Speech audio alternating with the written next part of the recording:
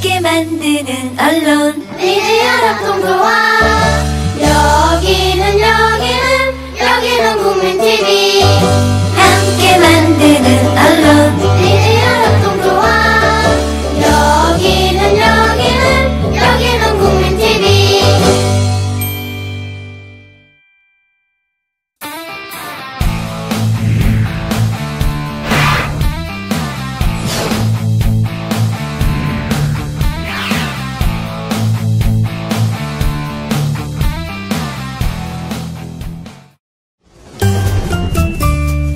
귀로만 듣던 국민TV의 팟캐스트를 이제 보이는 라디오로 시작합니다.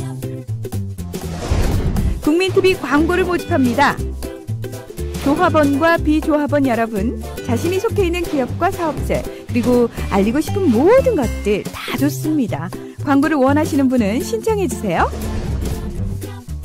홈페이지 kukmin.tv, 국민.tv 또는 지역번호 02-3144-0933번으로 연락주세요.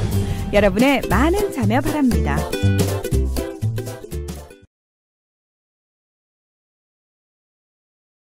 네, 본격 꼰대 저격 방송 이런 꽃 같은 성춘입니다. 네, 시작하겠습니다. 후! 반갑습니다. 아, 좋아요. 아, 오늘 그냥 역대급이에요, 역대급. 추석 지나고 났더니 뭐 방청객들이 그냥 환호 다시 한번 부탁할게요. 후! 아, 네. 아, 좋습니다. 고맙습니다. 네.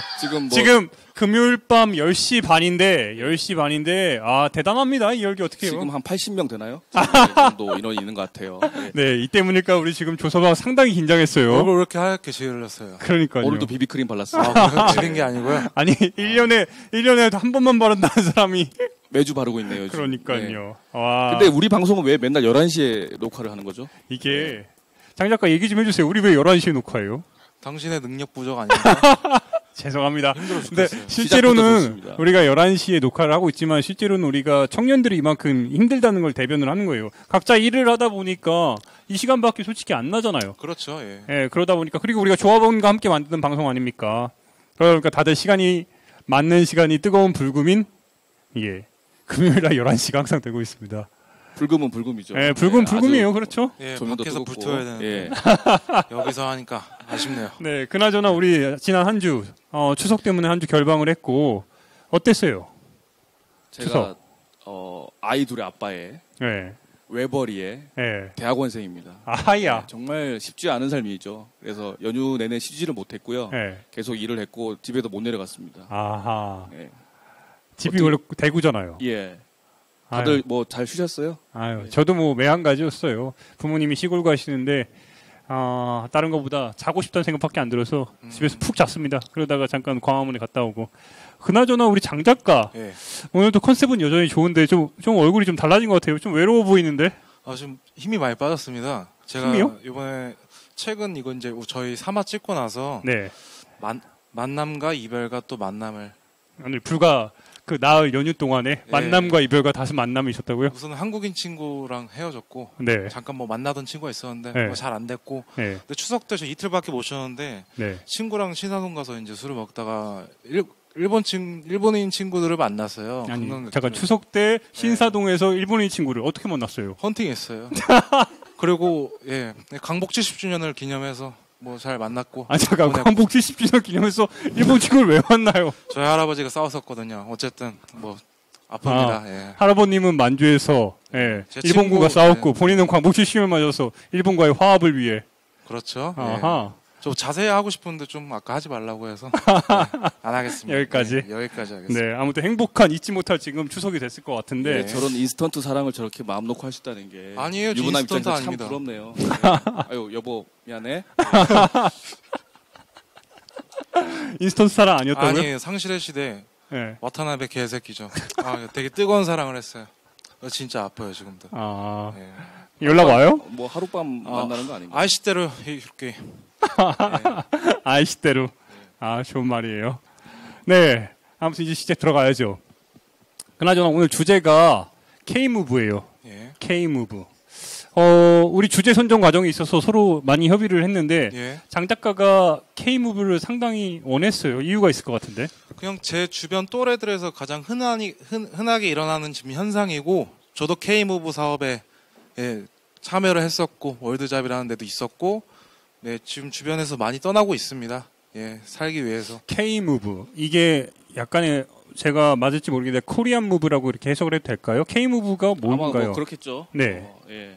뭔가 한국인들이 어디론가 이동한다는 그런 느낌인데 좀 정리 좀 부탁드릴게요. 그러니까 공식 명칭은 이제 청년 해외 진출 지원 정책이에요. 네. 예, 4개 영역인데 취업, 창업, 인턴, 봉사. 근데 사실 뭐 인턴하고 봉사는 사실 스펙 쌓기의 일종이라고 본다면은 창업도 사실 뭐 어떤 해외 사회적 자본이 있지 않으나 어렵다고 본다면 그러니까 사실상 해외 취업으로 볼 해외 수 있는 취업을 정부가 지원하겠다 이런 그렇죠. 정책인데 그래서 K무브 이렇게 지금 들어간 건데 좀 더 자세한 설명 좀 부탁드릴게요. 제가 그래서 찾아봤더니 그 K무브 사업을 홍보하는 리플릿이 있더라고요. 네. 거기 이렇게 써 있어요. 여러분이 대한민국 청년을 채용해야 하는 이유는 그들의 우수성 때문입니다.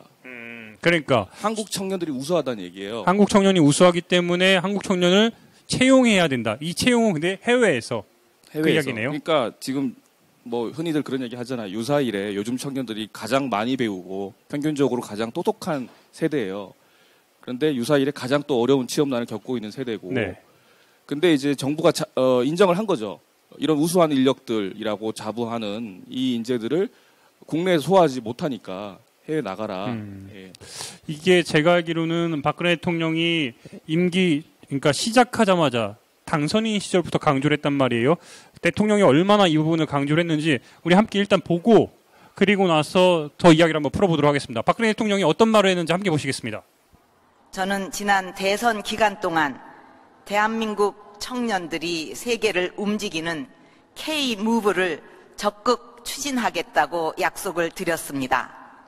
한반도에만 머무르는 국내 시각에서 벗어나 세계 각국에서 성공 신화를 써나갈 수 있도록 민관 협력 체제를 구축하고 질 좋은 글로벌 일자리를 개척하도록 최선을 다할 것입니다.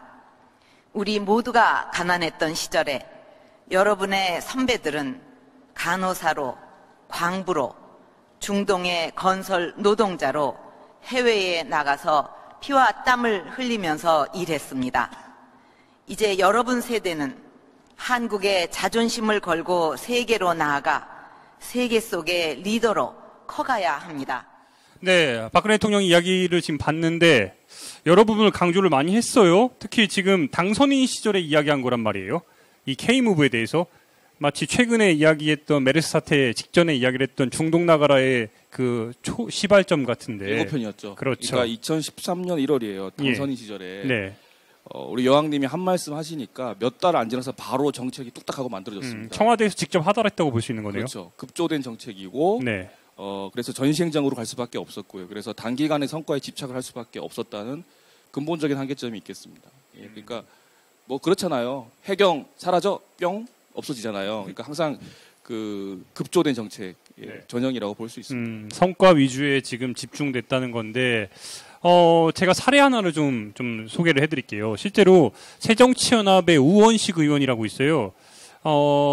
이 우 의원이 얼마 전에 지난달에 내놓은 자료인데 이게 박근혜 대통령이 임기 초반부터 강조를 해가지고 지금까지 계속해서 이어져 내려온 거잖아요. 그러니까 2년 6개월 정도 정책이 지속됐다고 볼 수 있어요. 그러니까 2014년 그리고 2013년 이렇게 보시는데 2014년에 그 자료를 바탕으로 해가지고 얼마의 예산이 투입됐고 실제로 어떻게 정책이 되는지 우 의원이 통계 자료를 냈어요. 거기에 따르면은 잠깐 소개를 해드리면은 해외 인턴 사업에 우리 정부가 270억을 투자했어요. 그런데 10억당 취업자 수가 90명이에요. 이를 인당으로 계산해 보면은 한 명을 취업시키는데 얼마가 들었냐? 얼마일 것 같아요? 1,000만 원 좀 넘나요? 그렇죠. 1,111만 원이에요. 한 명 취업시키는데 네. 1,111만 원. 평균적으로.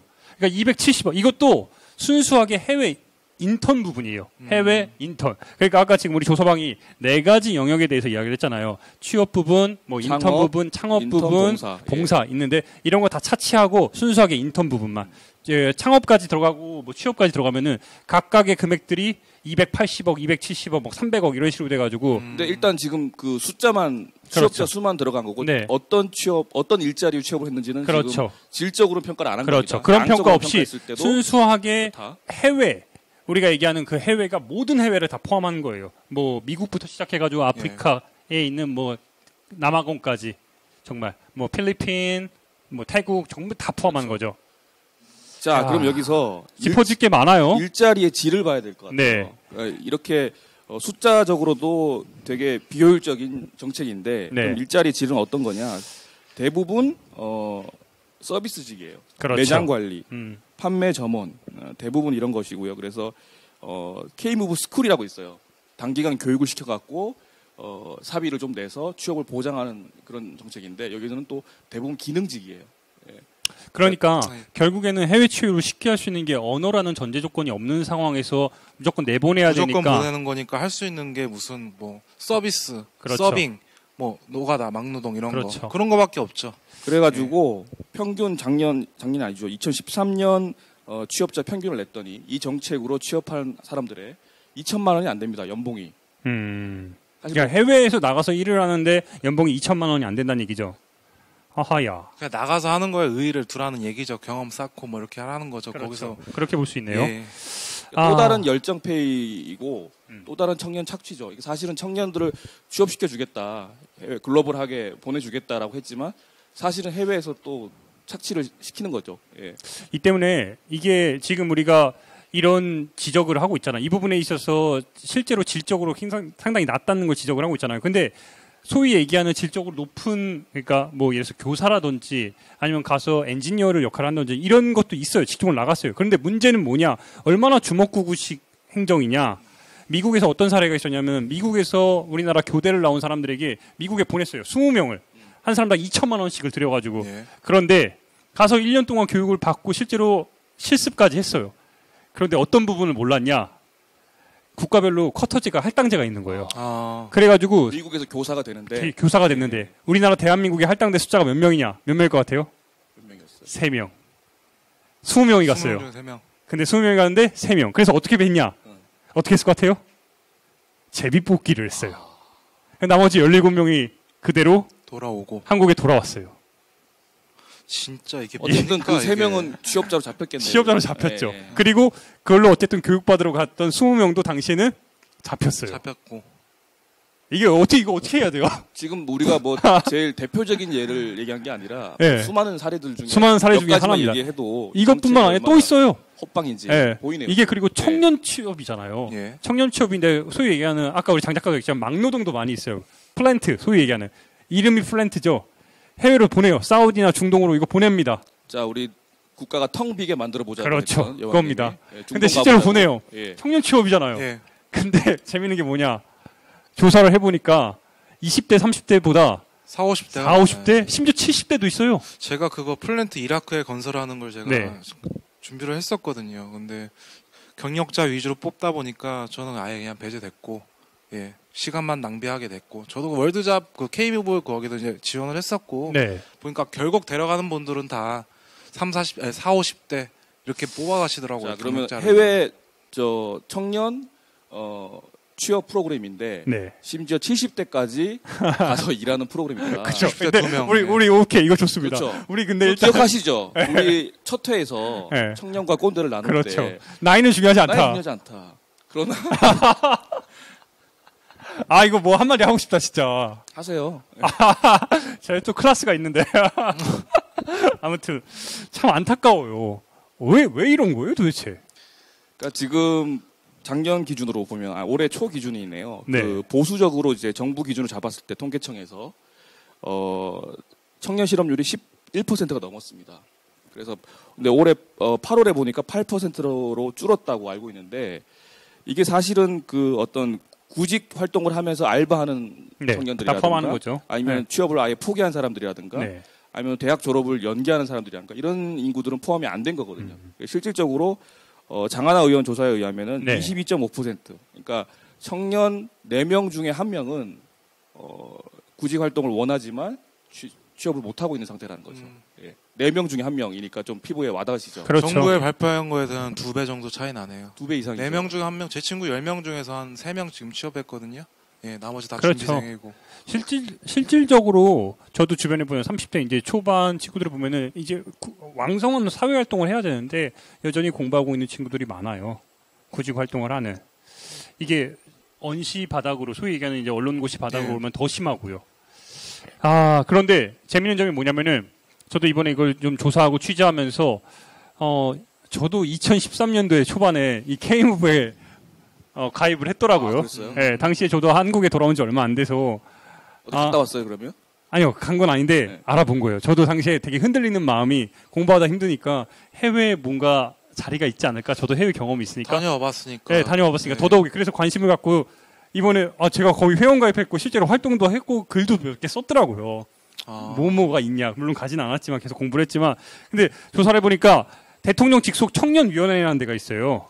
여기서 조사를 하니까 2030 청년들의 73.4%가 해외 일자리에 관심이 있다는 거예요. 관심이 있다. 네. 네. 해외 일자리에 실제로 우리 청년들의 3분의 2 정도는 해외에서 일하는 거에 관심이 있다는 거예요.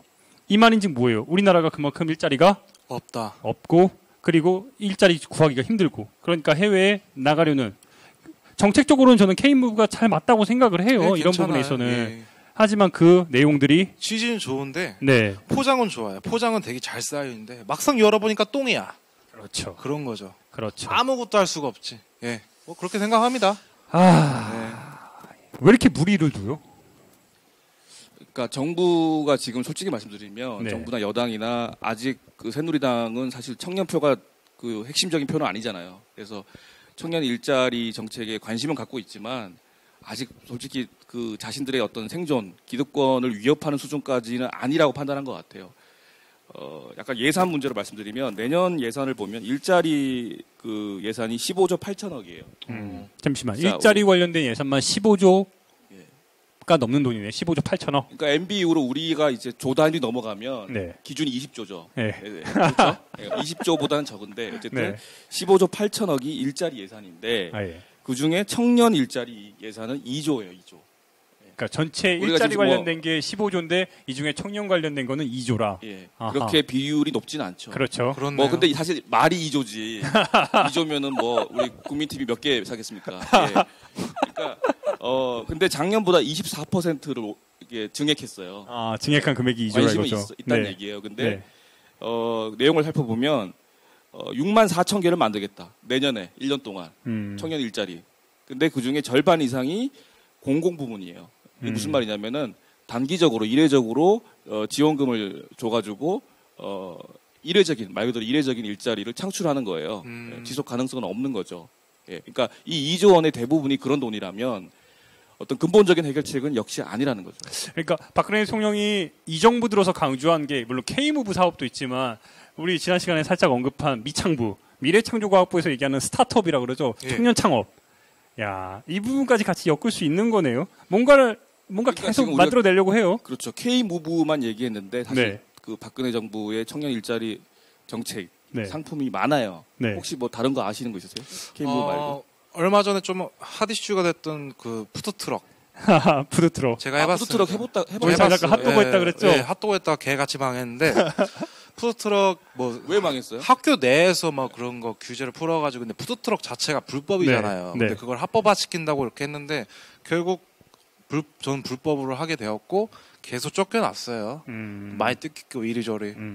뭐 핫도그가 맛없어서 망한 걸 수도 있는데 본질은 그거 같은데. 본질은 이걸 수도 있는데 어쨌든 네. 이 사람들 탓하고는 싶어요. 그러니까 서울에서 그러니까 합법적으로 할 수 있는 데가 없어요. 또 무슨 뭐 동대문이나 무슨 한강에서 무슨 페스티벌이 생기면 합법적으로 들어갈 수 있는데 푸드트럭 몇 대입니까? 근데 그렇죠. 그중에 들어갈 수 있는 것도 한정적이고 그렇죠.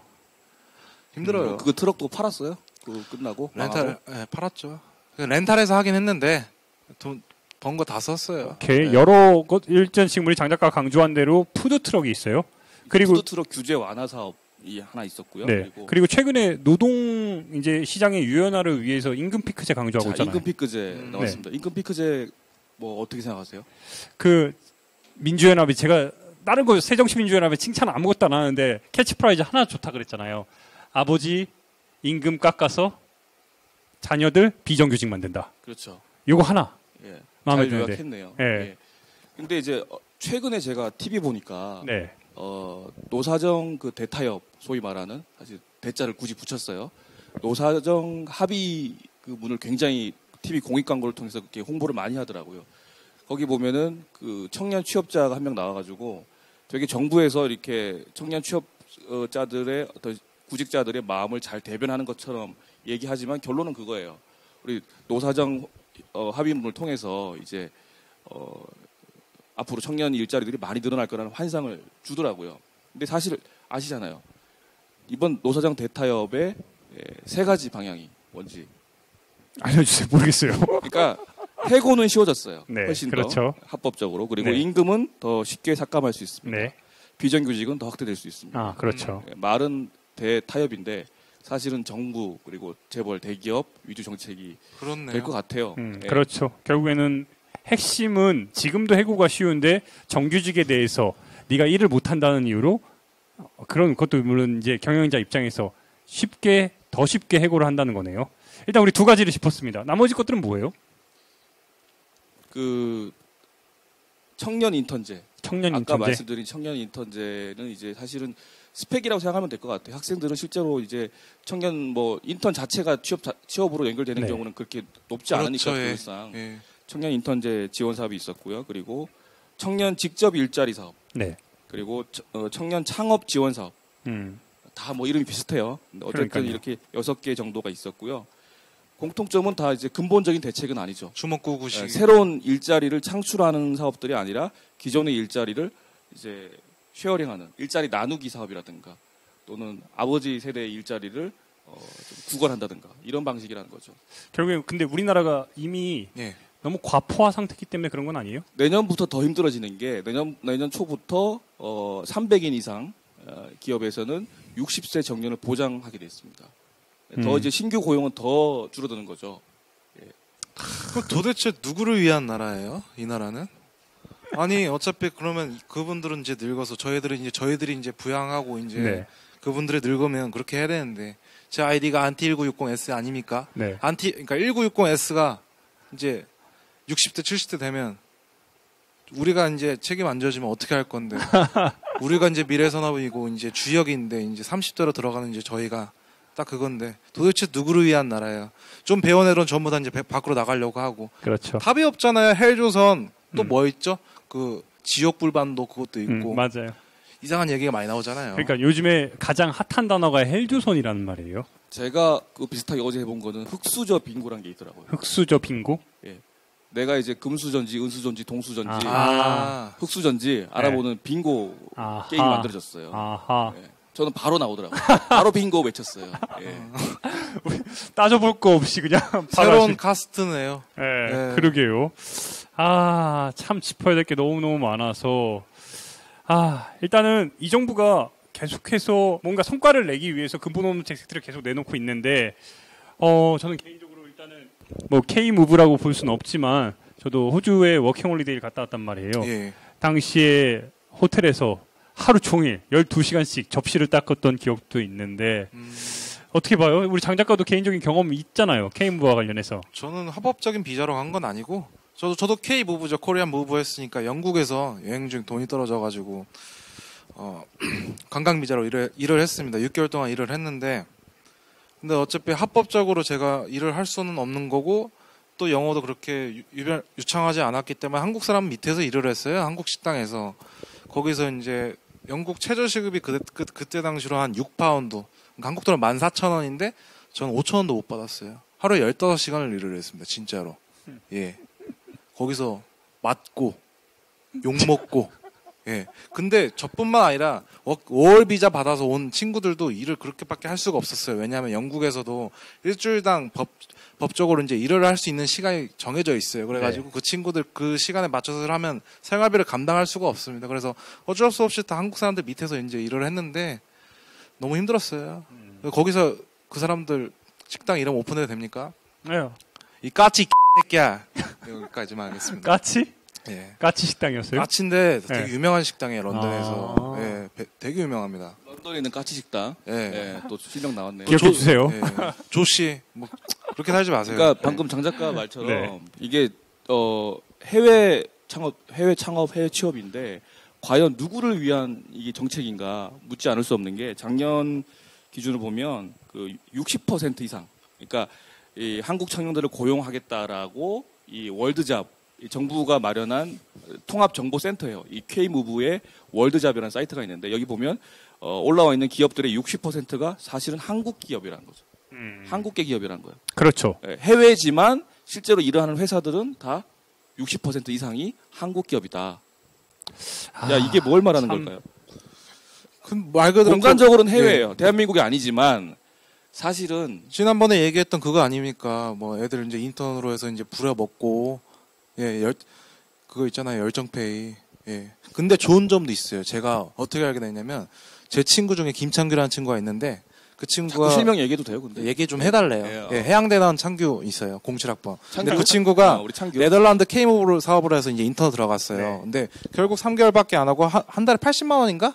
딱 생활비만 받은 거예요. 그리고 돌아왔어요. 그래서 그러다가 지금 취업 준비 중인데 야 그럼 내가 물어봤어요. 나 이제 이거 우리 사와 이제 K무브 관련해서 이제 이걸 얘기를 할 건데 네 얘기 좀만 들어보자 했는데 어쨌든 넌 거기서 이제 취업도 못하고 다시 들어왔는데 그 시간이 아깝지 않냐? 아니래요. 왜냐면 애들이 이거를 이용하는 거예요. 그 인턴 경험이 있기 때문에 대기업 1차 통과가 서류 통과가 된다는 거예요. 그래서 걔네들은 되게 긍정적으로 보고 있어요. 갔다 온 그렇죠. 거에 대해서. 그러니까 예. 우리가 앞서 짚었지만 정책적으로 해외에 나가서 이렇게 국가가 밀어주면서 나는 이런 정책 자체는 굉장히 긍정적이에요. 다만 그 내부에서의 실제적인 모습들이 옳으냐 이거예요. 그러니까 막말로 하면 우리 청년들 여기서 더 불만이 커지니까 해외 나가서 교문 쌓고 영어 배우고 날품팔이 시키는 거예요, 사실은. 그러니까 정부가 직업 소개소죠. 직업 알선. 저는 그 월드잡이라는 사이트에서 알선이라는 단어가 굉장히 낯설게 느껴지더라고요. 정부가 정책적으로 하는 건데 알선아예요, 알선. 그러니까 그 사이트에 책임지지 않는 알선이란 거죠. 말이 있다는 거죠. 그러니까 딱 직업 소개서 수준이에요. 근데 그것도 책임지지 않죠. 예. 그렇죠. 일단은 뭐 6개월짜리든 1년짜리든 일단 데이터에 포함을 시켜줘. 예. 그러니까 네가 우리 성과에 포함은 되지만 그 다음은 그러니까. 네가 알아서 하라는 거죠. 결국 개인의 문제로 다시 돌아오는 개인의 거죠. 문제 알바몬이랑 똑같습니다. 그거. 예. 그러니까 정부에서 이렇게 추진하는 것들조차 알바 수준의 것들, 비정규직, 그리고 심지어 해외라는 지역적인 해외만 있을 뿐이지 실제적인 내용들은 다 한국 기업들. 예. 한번 생각해 보세요. 네. 해외 유수의 글로벌 대기업들이 뭐 미쳤다고 한국에 거기 월드잡 들어와가지고 우리 한국 청년들을 원해요라고 올리겠어요? 영어도 못하는데 언어도 못하는데. 그러니까 어차피 나가봤자 양질의 일자리는 아니라는 거죠.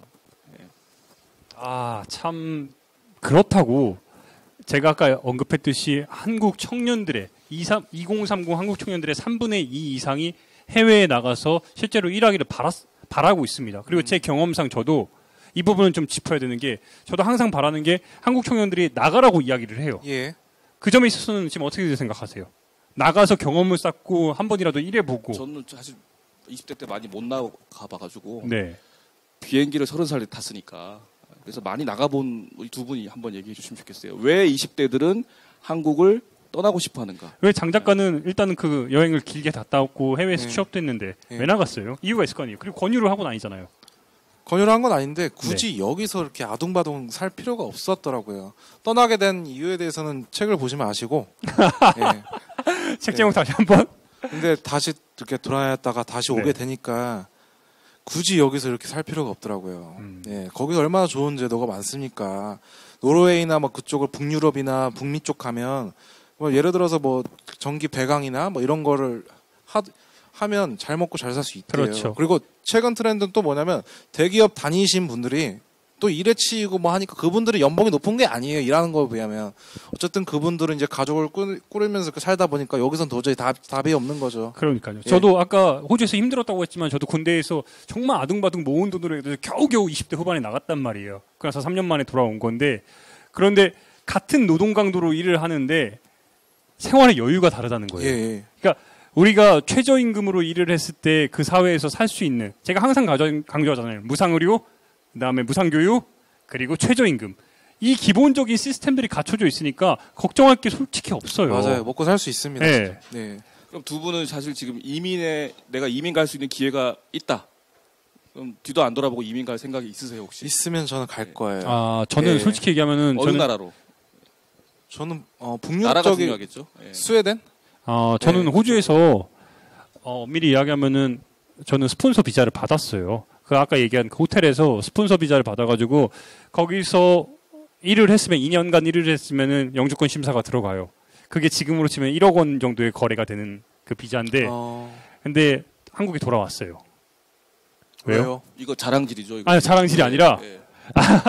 자랑질이 아니라 왜냐면은 한국에서의 뭔가 그 당시에는 조금 더 제대로 된 걸 좀 하고 싶었어요. 제가 거기서 할 수 있는 애들은 언어적인 한계가 있기 때문에 아무리 열심히 해도 그냥 그 생활일 거예요. 해봤자 수두르하죠. 예. 그렇죠. 예. 잘 왔어요. 그렇게 와서 결국 김 기자 하고 있잖아 열심히. 예. 근데 힘들어요. 안 왔으면 거기서 지금 뭐 하겠어요. 뭐 호텔. 그렇죠. 뭐 그게 나쁘다는 게 아니라 그 사회 내에서는 호주라는 사회 내에서는 버스 드라이버나 의사나 다 비슷한 걔네들이 최저임금이 당시에 우리나라 돈으로 18,500원이었단 말이에요. 그러니까 얼마나 살만해요. 삶의 질은 괜찮아요. 일찍 그럼요. 끝나고 솔직히 이야기하면. 예, 할 수 있는 시간도 많고. 예. 그런데 이와 관련해 가지고 지금 우리가 청년들이 계속해서 정부에서도 어쨌든 이를 이용하고 있는 거잖아요. K무브라는 것 자체가. 그리고 요즘에 가장 핫한 언어인 헬조선. 헬조선이 워낙 이제 뜨는 단어가 되다 보니까 요즘에 네. 칼럼도 많이 나왔더라고요. 그렇죠. 그 최근에 칼럼 2개 이제 한번 소개를 해주시죠. 굉장히 핫했어요. 예. 그러니까 9월 말경에 불과 2, 3일 전에 한겨레에서 우리 노르웨이의 오슬로 대학인가요? 그렇죠. 박노자 교수가 한겨레에 그 칼럼 하나를 썼고 그 다음에 권순할 논설위원이 있어요. 동아일보에. 예. 양쪽에 하루차를 9월 29일과 9월 30일자로 해가지고 헬조선에 관련해 썼습니다. 핫 키워드는 맞네요. 그렇죠. 헬조선이. 분명히. 예. 그래서 일단은 둘 다 비교가 돼가지고 상당히 핫했어요.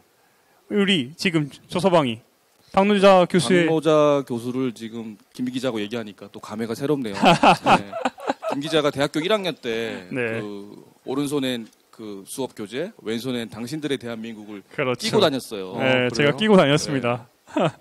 그런 사람을 또 여기서 다시 얘기하니까 감회가. 네, 근데 그 10년이라는 세월이 넘었잖아요. 네. 당시에 돌아가면 박노자 교수가 당시에 우리 실제로 만나러 갔잖아요. 상당히 샤프했는데 요즘에 왜 이렇게 변하셨어요? 예, 세월이. 그러니까 세월이. 아무튼 그 칼럼 좀 소개 좀 해주세요. 이렇게 시작해요. 네. 영어인 헬은 이 신조어의 현대성을 부각하지만 한국도 아닌 조선은 이미 신분의 대물림이 거의 제도화된 한국 사회의 퇴행성을 암시한다. 그러니까 헬 대한민국이 아니라 헬 왜 조선이냐는 거죠. 이미 조선 시대 봉건 신분 제도처럼 금수저를 물고 태어나지 않으면 청년들이 느끼기에는 이미 수직적인 신분 이동이 가로막힌 사회로 진입하고 있다는 거를 암시하고 있다는 그렇죠. 거죠. 예. 개천에서 욕난다는 거는 옛날 상투적이지만 말이죠, 진짜 옛날 말이 됐어요. 예. 사실은 헬에 포인트가 있는 게 아니라 네. 조선이라는 시대 인식의 포인트가 있는 거예요. 그러니까요. 지옥인데 지옥 대한민국이 아니란 말이에요. 헬 코리아가 아니라 헬 조선이라는 거예요. 신분 더 변동이 절망적이죠. 지금. 있을 수 없는. 근데 이게 참 제목이 재밌었던 게 박노자 교수의 글에서의 제목이 헬조선에서 밀란이 일어나지 않는 이유예요. 그 이유가 뭐예요, 그러면? 말로만 헬조선이고 네. 왜 아무런 변화가 없냐는 거예요. 실질적인 변화가 청년들이 목소리가 이렇게 단결된 목소리가 들리지 않느냐. 누가 봐도 호기심이 생길 수밖에 없는 제목이었어요. 네. 제가 그럼 한 부분 더 읽어드리면 이런 예. 표현이 있어요. 승자가 태생적으로 이미 거의 정해져 있으며 패자 계층에서 태어난 죄밖에 없는 사람이 경쟁하면 경쟁할수록 질병과 채무만이 늘어나는 곳은 정말로 지옥이 아닌가. 그러니까 사교육비, 끝없는 경쟁, 그리고 뭐 수면 시간까지 하다못해 뭐 출산율, 자살률은 말할 것도 없고요. 이런 점에서 헬이란 말이 사실은 우리 동아일보 권순할 논설위원께서 보시기에는 배부른 소리, 청년들이 배부른 소리고 그분 칼럼에 그런 얘기가 있더라고요. 아직도 $2로 하루 $2로 연명하고 그렇죠, 있는 그렇죠. 수억 명의 시리아 난민 얘기를 사람들이 생각해라. 예. 근데 이런 글도 요즘에 좀 회자가 되고 있어요. 왜 2030에게 한국은 헬조선인가? 제가 좀 얘기해 드릴게요. 20대에 그 가장 죽음의 원인 중 1위가 뭘 것 같아요? 취업. 아니요, 그니까 20대의 사망 원인 중 가장 자살. 1위 자살. 30대 네. 자살. 자살. 그리고 10대 자살. 자살. 40대부터 50대, 60대, 70대. 작년 통계가 바뀌었어요. 세월호 때문에 10대 가 사망 원인 1위가 사고가 있군요. 근데 이게 이것만 봤을 때 특히 20대를 우리가 주목해야 되는 게 뭐냐면은 이 통계가 좀 지났을지도 모르겠지만 20대의 자살이 그러니까 자살이 전체 사망자 중에 51.6%예요. 반을 넘었나요? 그렇죠. 30대 40%예요. 우리가 이런 나라에 살고 있다는 거예요. 그러니까 저도 사실은 이렇게 통계치 보면 잘 실감이 안 나는데 네. 몇 년 전에 후배의 어떤 그런 아픔도 겪었고 그러니까 주변에서 이렇게 나하고는 상관없는 일이라고 생각했는데 심심치 않게 그런 소식을 듣고 있어요 지금. 제가 작년에 그런 비슷한 경험을 했습니다. 친한 친구가 뭐 자세하게는 얘기 못 하겠고. 그러니까 이게 심심치 않게 계속 들려와요. 우리 주변에서. 이게 남의 일이 아니라 실제로 일이라는 거예요. 제가 하나만 더 이야기할게요. OECD 통계를 본 한국 2012년부터 2014년까지 출산율 우리나라 OECD 전체 국가 중에 몇일 것 같아요? 홍콩이 꼴찌고 네. 그다음이 우리나라죠. 그렇죠. 최저입니다. 자살률 최고. 아동들의 삶의 만족도 최저. 그렇죠. 평균 수면 시간 최저. 노인 빈곤율 최고. 그리고 행복 지수 최저보단 살짝 높습니다. 그래도 거의 꼴찌인데 노동 시간 없어요? 노동 시간. 노동 시간은 뭐 최고. 노동 시간은 제가 이거 조사했는데 우리나라가 전 세계에서 3위입니다. OECD 국가들 중에. 기자가 우리나라 통계 그 노동 시간 올리는데 또 한몫을 했잖아요. 저는 열심히 정말, 하고 있습니다. 네. 차라리 최저시급으로 받는 게 월급이 더 높을 것 같아요. 그거는 뭐. 네. 그러니까 근데 가장 큰 문제 뭐냐면은 이런 통계적인 수치뿐만 아니라 우리가 항상 얘기하는 게 뭐냐면은 아니 아직도 우리들에게 이 사회가 이야기하는 거는 아직도 당신들의 노력이 부족하다고 이야기를 해요. 이렇게 살고 있는데 당신들의 노력이 부족하다고 이야기를 해요. K무브를 하다 보면 또 이제 그런 그런 그러니까요. 느낌이 피부로 와닿아요. 아, 내가 부족하는구나. 네. 그러니까 젊은 애들이 자살을 하지. 만약에 내가 부족하다고 이렇게 생각을 해서 자기 탓으로 돌리니까 또 부모들도 그러니까요. 그런 자기 탓으로, 그러니까 자식 탓으로 하잖아요. 네 노력이 이게 부족하다고. 지난 시간에 우리가 그렇게 김난도 교수를 깠던 이유 중에 하나잖아요. 예. 모든 책임은 당신에게 있다. 개인에게 있다. 너에게 있다. 네가 잘 못해서 그런 거다. 그래서 우리가 지난 시간에 김남도 교수를 이야기했는데 이번에는 K무브가 시스템적으로 이야기를 한 거란 말이에요. 그래서 제가 권순할 동아일보 논설위원회 글 딱 한 대목만 읽어드릴게요. 읽어주세요. 어떤 내용이 있냐면은 여러분 참 이거 듣고 빡치지 마세요. 제가 얘기해드릴게요. 얼마 전부터 신문, 방송, 인터넷에서 헬조선이란 얄궂은 단어가 심심찮게 눈에 띈다. 지옥을 뜻하는 영어 헬과 조선을 합성해 지옥 같은 대한민국이란 뜻으로 쓰이는 건데 동의역격인 지옥불반도, 개한민국, 망한민국 같은 말 역시 음슴하고 저질이다. 부제가 이겁니다. 바깥 세상에 대한 무지. 또 무지는 또 한자로 적었어요. 아무튼 계속 읽어드릴게요. 전형적인 꼰대시네요. 그렇죠. 자신이 살아가는 현실을 유난히 고통스럽게 느끼는 것은 동서고금을 막론한 일반적인 현상이다. 한국 경제의 고도 성장기가 끝나면서 젊은이들의 마음에 드는 일자리를 찾기 어려워진 현실도 안타깝다. 하지만 아무리 답답하더라도 지옥 운운하면서 한국을 비아냥거리는 것은 우물한 개구리식 인식이다. 헬조선이란 저주가 현실에 대한 건강한 비판을 넘어 특정 세력의 악의적 낙인 찍기나 선동과 무관한지도 의문이다. 네, 여기까지 읽을게요. 더 읽으면 좀 화가 나서. 뭐 하는 새끼예요, 이 새끼? 그러지 말아요.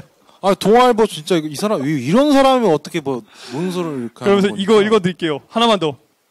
실제로 헬조선 관련 인터넷 사이트에 들어가 보면은 이런 말이 있습니다. 죽창 앞에선 모두가 평등하다는 섬뜩한 문구가 눈에 띈다. 자, 섬뜩함을 느꼈다. 네. 죽창이란 단어를 듣고. 그렇죠. 저는 그 섬뜩함을 느끼는 이 사람의 그 기반 자체가 어떤 입장에서 바라보고 있는지를 알 수 있죠. 기득권이죠. 위에서 아래로 쳐다보는 입장이고. 예. 그러니까 이 사람에게 소위 이야기하는 청년들의 인식, 지금 헬조선이라고 느끼고 있는 청년들의 인식을 강요할 수는 없어요. 하지만 이게 이런 식으로 글을 써가지고 너희들이 잘못했다 이렇게 지금 몰아붙이는 거는 자기 탓으로 불 돌리는 거죠. 여전히 너무 꼰대 같다는 거예요. 너무 꼰대 같은 게 아니라 꼰대죠. 꼰대죠. 예. 그렇죠. 그런데 그러니까 얼마나 자기 제가 자신의 경험과 가치관과 인식을 절대화시키는 거죠. 강요하고 있고. 제가 얼마나 더 놀랐냐면은 물론 헬조선에서 밀란이 일어나지 않는 이유에 대해서 박노자 교수가 이야기를 했잖아요. 예. 근데 이 글을 보고 제가 온라인에서 어떤 말을 봤냐면은 댓글에서 댓글에서 대한민국을 다시 한번 전복하려는 세력들이 움직이고 있다. 이런 식을 봤어요. 물론 이 글 자체가 되게 선동을 하고 있다 이거예요. 그 원인에 대해서 짚어준 이야기인데 실제로 일어나지 않는 그러니까 너희들이 어떻게 받아들이냐면 너희들이 제대로 행동을 조장하고 있다는 거예요. 대한민국 시위를 해야 된다는 그런 식으로. 참 잃을 게 많은 사람들은 두려운 법이죠. 그렇죠. 그렇죠. 그 부분 인정해요.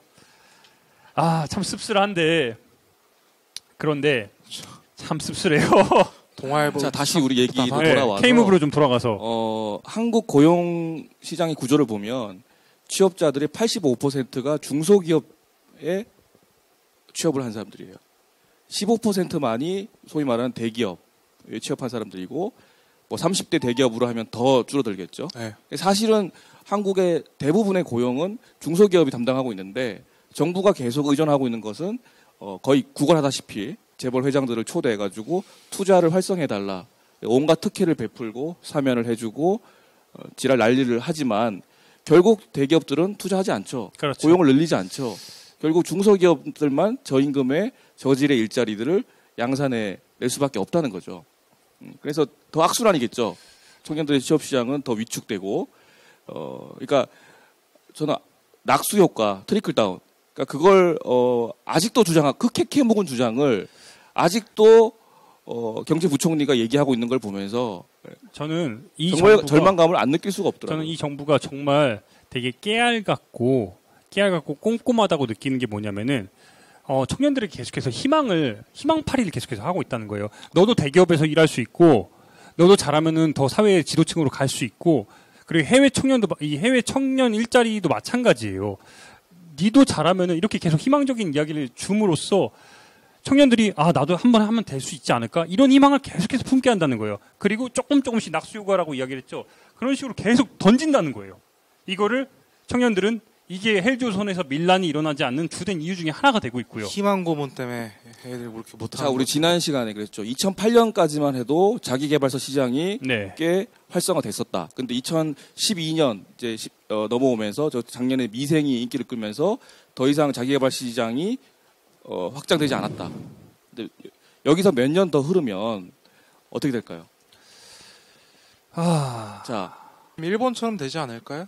일본이 지금 이제 아베 이코노미크스 효과를 보기 전에 어떤 현상이 있었던지 아시죠? 니트족. 그렇죠. 뭐 그런 말들이 있잖아요. 결국 근데, 예. 결국에는 지금 우리 장 작가가 잘 짚어줬어요. 제가 봐도 까지 크게 보면 네. 저성장 시대에서 초저성장 시대로 가고 있는 중이고 고령화 사회에서 초고령화 사회로 가고 있는 중이란 말이에요.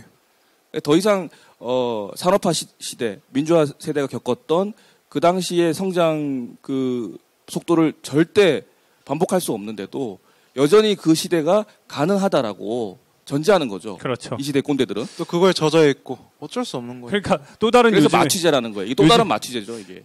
그래서 그러니까 이게 저는 바닥을 치면 언젠가는 오를 거라고 봐요. 이번에 안보법안 일본 통과 때문에 예. 일본 청년들이 깨달은 청년들이 굉장히 힙스터적인 모습으로 평화적인 깨어 있는 시위를 모습을 했고, 보여줬잖아요. 그래서 우리나라도 이게 정말 극에 달하면은 터질 거라고 봐요. 근데 어떤 형태로 갈지는 두고 봐야죠. 우리 사회가 얼마나 건강하게 다니냐 지켜봐야 되는데 참 애석합니다. 그래서 박노자 네.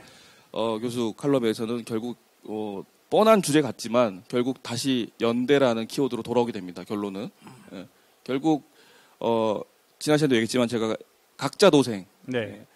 하다가 각계약진하다가 각계전투하다가는 결국 각계격파되더라. 그 얘기를 한번 했는데 결국 연대의 중요성을 청년들이 다시 느끼지 않는 한 이 헬조선은 지속될 것이다라는 결론이었어요. 저는 그 연대 어떻게 생각하세요? 그러니까 연대라는 것 자체는 동의를 해요. 예. 분명히 청년들이 힘을 모아서 새로운 돌파구를 마련을 해야 되는데 그 새로운 돌파구를 마련할까지 연대 자체는 제가 볼 때 힘들다고 봐요. 각자 도생이 너무 너무 명징하게 되어 있고 그리고 이 정부와 너무 꼼꼼해요. 그 디테일한 부분들에서의 청년들이 뭔가 다른 연대 의식을 생각할 수 있는 부분들이 없다 이거예요. 연대 의식이 생기려면 우선은 공동의 적이 있어야 되는데 공동의 적을 정부에서 못 만들게 해줍니다. 그렇죠. 각자 이제 위치에 있는 사람들한테 희망 고문을 하나씩 던져주고 그렇게 하니까 공동의 적을 어떻게 양산할 수 있어요? 그렇죠. 어떻게 싸울 수 있어요? 저는 두 분 얘기 들으니까 또 무기력의 늪에 빠지는 것 같은데 연대라는 단어를 듣고도 힘들 거야라고 지금 두 분 다 약간 단정하신 느낌이 들었어요. 그러니까요. 한국 사회에서 연대라는 말은 어울리지 않아라고 생각하시는 건지. 그러니까 소위 이야기하는 우리가 진보적이라고 생각하는 우리들조차 연대라는 게 힘들다고 얘기하는데 이게 청년들이 기본적으로 요즘에 갖고 있는 생각이라 이거예요. 저는 그래서 좀 과격한 방법이지만 바닥을 더 쳐야 된다고 봐요. 그렇게 갖고 있고. 얼마나 더 쳐야 될까요, 여기서? 그걸 잘 모르겠어요. 죽창 얼마나 더 앞에서 편등합니까 이제 그러면? 이제 그것까지 봐야 돼요? 그런데 네. 우리 K무브 다시 한번 좀 돌아와서 조선일보에서조차 이 K무브에 대해서 굉장히 비판을 했어요. 조선일보에서 어떤 조선 비즈입니다. 연수업체 배만 불리는 K무브 사업이란 이런 지금 글을 썼어요. 그러면서 이야기를 하는 게 K무브 새누리당 의원 김용남 의원의 이야기를 들었습니다. 청년들의 관심을 끌지도 못하고 예산만 낭비하는 K무브 사업은 전면 개선이 필요하다는 거를 조선일보조차 이렇게 지적을 하고 있어요. 박근혜 정부의 상당히 친화적인 조선일보도 이렇게 이야기를 하고 있는데 그런데 지금 K무브 사업이 뭐 어쨌든 진행은 계속되고 있는데 스스로 처리할까요, 그러면 정부가? 아니죠. 그러지는 않을 것 같아요. 그렇죠. 저도. 절대 끝까지 가겠죠. 절대 이대로 처리하진 않아요. 우리 장 작가 볼 때는 어때요? 그럴 것 같아요. 절대 그럴 일도 없을 것 같고. 예. 일단은 근시안적인 결과를 계속해서 내기 위해서 뭔가 노력을 하겠죠. 그러니까 그럴수록 더 단기 성과에 집착을 하겠죠. 예. 오케이. 우리 이거 한번 짚어봅시다. K무브 사업. 과연 이대로 계속 가야 돼요? 그러니까 이 정부가 포기는 하지 않겠지만 이거를 적절히 청년들에게 우리가 해외 취업에 나가라고 이야기를 하고 있잖아요. 그 이유와 그리고 K무브 사업이 계속해서 가야 되는지에 대해서 한번 좀 짚어야 될 것 같아요.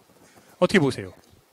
그러니까 저는 청년들이 원래 워킹 홀리데이 많이 갔었고 그게 또 얼마나 어떤 폐해가 있는지 잘 아는 많이 알려져 있죠. 네. 근데 그런 어떤 수요, 기본적인 수요를 바탕으로 해서 일자리 정책에 청년 일자리 정책에 대한 어떤 우회 전략이라고 생각해요. 근데 너무 거기에 우리가 과도한 기대를 갖는다거나 휘둘리지 않았으면 좋겠어요. 저는.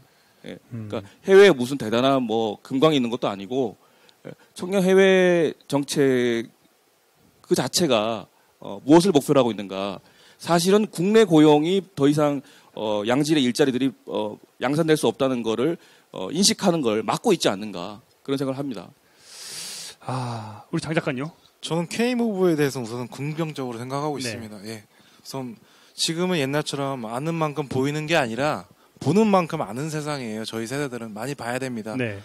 근데 이제 막 이제 정부에서 이렇게 한다고 거기서 휘둘려가지고 또 이제 이걸 인턴 경험을 바탕으로 해서 근데 인턴 경험을 바탕으로 해서 4명 제 주변에 4명이 갔는데 4명 전부 다 돌아왔어요. 거기서 어떻게 뿌리를 내릴 생각은 안 했고 그걸 바탕으로 이제 대기업으로 들어가려고 이러면 답이 없는 거죠. 그럼 K무브가 아니죠. 예. 예전처럼 네. 예전 박동희 했던 것처럼 뭐 서울고 가서 이제 목 죽기 살기 이렇게 해가지고 이제 거기서 뿌리 내리는 사람도 있고 뭐 그렇잖아요. 근데 궁극적으로 해외에 가서 그러니까 어떤 자질을 퀄리티를 갖고 있는 애들이 어디를 가서 이제 무엇을 하면서 이제 뭐 나라의 뭐 국위선양을 하면서 자기들 이제 활로가 이렇게 만들어가면서 하는 게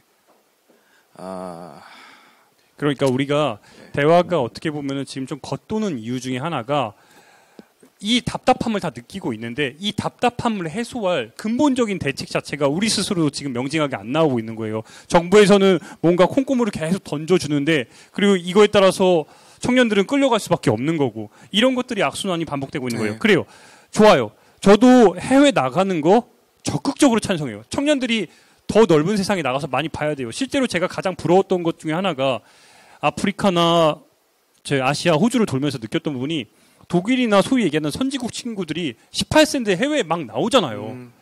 얼마나 대단해요. 그 친구들이 보고 이 친구들이랑 우리가 경쟁을 해야 되는데 경쟁이 안 돼요. 엄밀히 이야기를 하면은. 그러니까 소위 얘기하는 거기서 카스트 제도 해외에서도 그런 비슷한 것들이 생겨나고. 예. 그러니까 취업 시장도 양극화되고 있다는 게 이런 우스갯소리가 있대요. 수도권 이제 청년 취업자들이 사무직의 남방 한계선은 판교고 네. 연구직 그러니까 저 이과 기능직은 기흥이다. 경기도 기흥. 예. 더 이상 밑으로 안 내려간다는 거죠. 근데 이거는 이제 소위 말하는 우리 학벌 사회나 경쟁 사회에서 승리한 자들의 이야기고 사실 뭐 그러니까 공기업 신입 사원들이 회사를 관둔다. 왜? 본사가 지방으로 이전하기 때문에 이런 뉴스들이 나와요. 자, 이런 뉴스들이 뭘 의도하고 있을까? 같이 고민해봤으면 좋겠어요. 저는 어떻게 생각하세요? 저 같은 사람한테 해당되는 건 아니고 또 좀 이제 좋은 학교 나와가지고 좋은 곳에 들어가려고 하는 친구들이 이제 결국에는 그렇게 그러니까 시스템의 문제로 다시 보는 거를 가로막으면서 이것 봐라 너희들이 배부른 소리를 하는 거다. 청년들이 뭐 이렇게 직업의 기천이 어디냐라는 얘기를 맨날 주워 섬기면서 좋은 일자리 그리고 많은 연봉만을 따지기 때문에 너희들이 취업을 못하고 있는 거다라는 이데올로기를 또 전파하는 도구라고 생각합니다. 저는. 예. 아주 극소수의 일부 공기업 신입사원들의 얘기를 가지고 네. 일반화시키는 거죠. 참 그런데 한 가지 요즘에 더 놀라운 소식은 뭐냐? 박근혜 대통령이 얼마 전에 유엔에 갔잖아요. 유엔에 가가지고 반기문 사무총장을 만나서 우리나라의 대표적인 또 정책으로 새마을운동을 지금 막 전파를 하고 있단 말이에요. 예. 새마을운동. 이게 제가 이걸 언급할 수밖에 없는 이유가 뭐냐면은 박근혜 대통령이 오늘 아까 우리가 본 영상 중에 이런 말을 있습니다. 선배들은 간호사로, 광부로, 중동의 건설 노동자로 해외에 나가서 피와 땀을 흘리면서 일했습니다. 결국에는 이 새마을운동 자체가 이게 핵심이 뭐냐면은 그 내부에서 이런 고려는 필요가 없다는 거예요. 낙수 효과를 위해서 경제 성장으로 모든 걸 올인해가지고 너희들의 고통을 그냥 감내해라, 이겨내라 이런 거란 말이에요. 그렇게 해서 얼마나 많은 사람들이 죽었는데. 예. 그러니까요. 이게 지금 악순환이 이걸 그리고 해외 사례에서 우리나라의 우수 사례로 강조를 하고 있는데 그 안에서의 내부적인 그렇죠. 재벌도 생겨났고요. 네. 우리 지금 오늘 패널들께서 굉장히 적극적인데. 네. 어떻게 보세요? 이 하나의 이런 대표적인 사례들로 이런 것들이 지금 일단 저는 반 총장이 원래 그런 인간인 건 알았지만 네. 그렇게 공개적인 자리에서 박근혜 똥꼬 빠는 거 보면서 참 역겨웠고요. 예, 거기서 새마을 운동을 찬양한다는 거, 예, 이거는 그 사람들이 모르는 게 아니거든요. 그 국민 정서를 모르는 게 아닌데 그렇게 공식적인 자리에서 그 얘기를 했다는 것 자체가 원래 그 인간 안 좋아했지만 더 실망했습니다. 근데 네. 그러니까 새마을 운동 얘기가 나오자마자 우리 여왕님이 고개를 흐뭇하게 끄덕이시는 장면을 봤어요. 그러니까 여전히 70년대적 사고 방식, 그렇죠. 중동으로 떠나라, 광부로 떠나라, 간호사로 떠나라, 예, 그게 외화벌이 수단이다라는. 그렇죠. 그러니까 너무나 캐캐 묵은 사고 방식을 그대로 갖고 있다는 걸 다시 보여주는 지금 우리 조서방이 지금 잘 짚어준 것 같아요. 결국에는 우리가 해외 나가라고 지금 이 정부가 계속 강조하는 것도 해외벌이의 수단으로서 그리고 뭔가 취업에 굉장히 황홀하게 내수가 안 되니까 지하 경제를 하라는 거잖아요. 우리한테. 그거 아니에요? 안타까워요. 맞죠. 이제 시간상 우리 이제 마지막 좀 가름해야 될 것 같은데 K무브 실질적으로 문제가 많은 정책인 건 다 알겠어요. 그렇다고 저는 개인적인 입장에서는 포기하기에는 아쉬워요. 엄청나게 아쉽습니다. 많이 아쉬워요. 예. 실제로 이렇게 어떤 점이 아쉬우세요? 그러니까 정부가 이렇게 적극적으로 나섰을 때 소위 얘기하는 물 들어올 때 노저우라 그러잖아요. 이거는 우리 청년들이 더 적극적으로 이용을 하고 어떤 방향에 대해서 보다 명징하게 실제로 이용할 수 있는 그런 방향으로 우리가 써먹어야 된다는 거예요. 그러니까 제가 해외에 나갔을 때, 제가 호주에 취업을 했을 때 아프리카에서 혼자 로니 플래닛 보면서 그 사이트 보면서 직접 편지 쓰고 했던 이런 것들을 우리 정부가 대신해 주겠다는 거 아니에요. 그런데 제대로 성과 위주의 그런 결과만 나오니까 디테일한 부분에서의 제대로 된 뭐라고 얘기해야 될까요? 그러니까 구체적인 안들이 안 나와서 그런 거잖아요. 근데 이거를 우리가 제대로 이용한다면, 근데 그 제대로에 대한 그러니까 저는 좀 생각이 다른 게, 네. 그럼 정부가 좋은 정책, 보다 현실성 있는 정책을 만들어서 청년들이 그럼 근본적으로 해외에 나가는 것이 청년들의 인생과 국가 발전에 도움이 된다고 생각하시는 건지, 저는 조금 회의적이에요. 그러니까, 국가 발전은 아니고. 예. 그러니까 청년들이 해외 나가는 그 행위 자체, 그리고 가서 경험 쌓고 돈도 벌고 뭐 거기서 털을 잡을 수도 있고요. 글로벌하게 살아야 된다는 그 명제 아래에서 청년들이 해외로 나가는 거를 장려하는 그 자체가 계속되어야 된다고 보는 건지 어떻게 생각하시는지 좀. 장려보다는 그냥 그거 아닙니까? 이제 정부에서 이제 필터를 걸쳐가지고 이제 좀 안정적이게 이제 예전처럼 이제 월 이런 데 가서 이제 사고 나고 안 좋은 것만 이제 나오니까 정부에서 이제 국가적 차원에 나와가지고 이제 필터를 걸쳐가지고 이제 안전하게 정착시켜주는 그건데 그게 안 된다는 그러니까요. 거죠. 지금 전혀. 가장 제가 보는 근본 문제는 뭐냐면은 옛날에 유학원들이 하던 사업을 이걸 그대로 정부가 그대로 하고 있다는 거예요. 네. 유학원들이 직업 알선을 해줬잖아요. 이제 정부가 해외 직업 알선을 하고 있어요. 근데 거기 디테일한 내용들은 하나도 체크를 안 하고 있어요. 그러니까 이 부분에서는 저는 해외 나가는 데 있어서는 우리 청년들에게 도전이란 말이 좀 그렇지만 또 다른 기회를 주는 부분에서는 저는 동의를 해요. 그런데 여전히 그 악습들이 변하지 않은 상황에서 그 행태가 그대로 반복되고 있다는 거예요. 그러니까 저는 여전히 그게 기회이냐, 정말 해외로 나가는 것 자체가 모든 사람들이 기회라고 할 수 있느냐, 그게 회의적이고요. 저는 30대들의 일부가 40대 초반들의 일부가 이민계를 만들기 시작했다는 얘기 저번에 했었잖아요. 네. 근데 이민 생활이 실제로 가신 분들이 그렇게 낭만적이지 않다. 그렇죠. 너희들이 생각하는 것처럼 그렇게 이민자의 삶이 그렇게 여기서 이 경쟁 사회를 떠나는 것 자체만으로도 만족할지는 모르겠지만 이민 자체에 대한 환상도 깨지고 있는 시대거든요, 지금. 자, 그러면 해외 나가는 것 자체가 뭐 개인적인 도피든 삶의 행복을 찾아서든 어찌 됐건 저는 아까 다시 연대로 돌아오고 싶은 게 해외로 나가서 20대든 30대든 40대든 그게 정말 행복할까요? 저는 아주 계속 회의감이 드는 거예요. 그럼 해외 어떤 뭐 좋은 일자리, 좋은 정책, 좋은 환경이라면 떠나는 것을 우리가 장려해야 되는가? 이 부분에서 어떻게 생각하세요, 장 작가는? 안 나가봤죠. 네, 맞습니다. 나가봐야 돼. 아니, 그러니까 오죽 답답했으면, 그러니까 한두 명씩 기어 나가고 이제 그렇게 하니까 이제 정부에서도 이제 그 기어 나가는 것도 보고 하니까 이제 그걸 좀 도와주겠다 싶어서 뭐 취지 자체는 처음에는 좋은 것 같은데 어쨌든 주먹 구구식이고 뭐 그러고자 한국 기업 밑에서 한국 사장 밑에서 이제 또 거기서도 이제 열정페이 받고 그러면서 착취당하는 건데 말 그대로. 근데 그것만 좀 도와줬으면 좋겠어요, 차라리. 결국에는 우리가 이렇게 나가냐 안 나가냐 문제를 가지고 다툴 게 아니라 기본적인 문제는 이런 정책, 이 거지 같은 정책을 만들어 놓고 그걸 우리가 따라갈 수밖에 없는 이 현실, 다시 한번 시스템적인 문제라는 게 우리가 짚어야 될 것 같아요. 어떻게 보세요, 조서방? 저는 뭐 근본적으로 청년 일자리 문제는 대기업이 투자를 확대해야 되는 거 문제라고 생각하고요. 그리고 결국 분배의 문제로 다시 돌아오는 것 같고요. 그리고 결국 복지 없는 경제 대국은 불가능하다. 그러니까요. 이게 이 정부가 제가 계속해서 무섭다고 얘기하는 게 뭐냐면은 우리가 답은 지금 끊임없이 우리가 답은 연대라는 건 알고 있는데 연대를 못하게 깨알같이 계속해서 뭔가를 내보내고 있다는 거예요. 그러니까요. 그리고 왜 대기업 총수들이 사면되면 왜 경제가 왜 발전하냐고요. 그러니까 그 이데올로기를 깨야 되는 거죠. 그러니까요. 예. 근데 천민자본주의. 이걸 깨려고 시도를 해도 그 깨면은 시도를 하는 것들이 종북이 되고 연대를 각자 도생이 계속해서 나오고.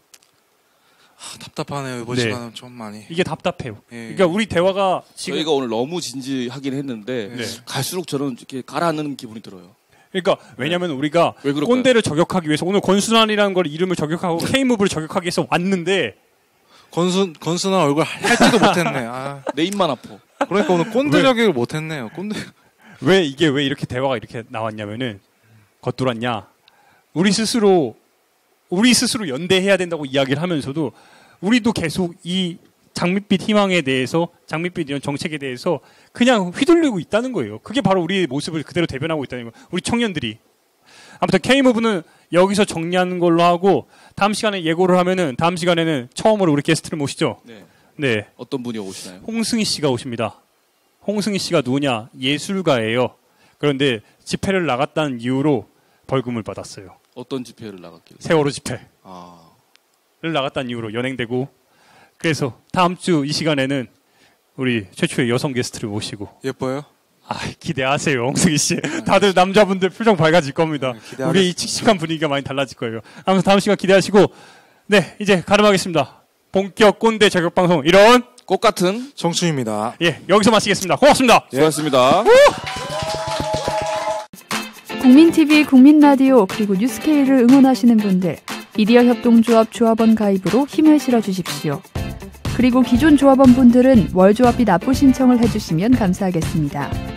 조합원 가입과 월조합비 납부 신청 문의는 홈페이지 국민.tv 또는 서울전화 3144-7737로 연락주시면 됩니다.